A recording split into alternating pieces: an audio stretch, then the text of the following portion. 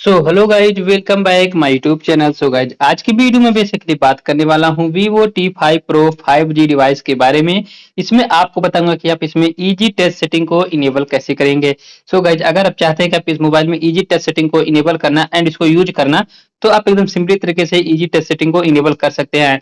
Guys, यहाँ पर इसको इनेबल करने का मतलब एकदम सिंपली तरीके से कुछ एप्लीकेशन को यहाँ पर यूज कर सकते हैं, जो देखने में बहुत ही आप शॉर्टकट में यूज कर सकते हैं। तो यहाँ से करने के लिए हमें मोबाइल के जो है सेटिंग में आना होगा। में आएंगे तो आपके सामने इस तरीके का इंटरफेस आ जाएगा। थोड़ा सा स्क्रॉल कीजिएगा तो यहाँ पर आपको मिलेगा, देख सकते हैं यहाँ पर शॉर्टकट्स एंड एक्सेसिबिलिटी, आपको इस पर क्लिक कर देना है। यहाँ पर क्लिक करते हैं तो आपके सामने इस तरीके का इंटरफेस आ जाएगा। थोड़ा सा स्क्रॉल करेंगे, आपको यहाँ पर इजी टच का एक ऑप्शन मिलेगा, यहाँ पर देख सकते हैं। तो आपको इजी टच वाले ऑप्शन पे क्लिक कर देना है। यहाँ पर क्लिक करने के बाद इजी टच है, अभी ऑफ है तो मैं इसको ऑन कर लेता हूँ। ऑन जैसे ही करेंगे तो यहाँ पर देख सकते हैं, अभी आप छोटा सा आइकन आपको शो होगा। तो यहाँ पर अभी मैं आपको दिखाता हूँ, यहाँ पर थोड़ा सा देरी में हो रहा है। तो देख सकते हैं यहाँ पर वो वाला आइकन आ गया है। अभी इस आइकन को जो है क्लिक करते हैं तो आपके सामने इस तरह का इंटरफेस में आ जाएगा। आप इसको कहीं भी रख सकते हैं, देख सकते हैं सिंपली तरीके से इसको कहीं भी उठा के राइट साइड में या लेफ्ट साइड में ऊपर नीचे कर सकते हैं।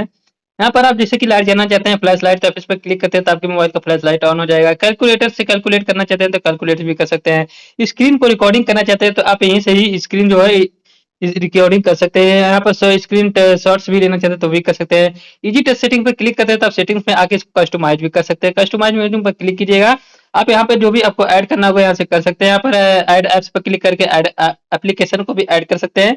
एंड टूल्स को एप्स करके यहाँ पर शॉर्टकट कर सकते हैं। ऐड पर क्लिक करके यहाँ टूल्स को भी ऐड कर सकते हैं। जो भी आपको पसंद हो अपने हिसाब से यहाँ से एडजस्ट कर सकते हैं।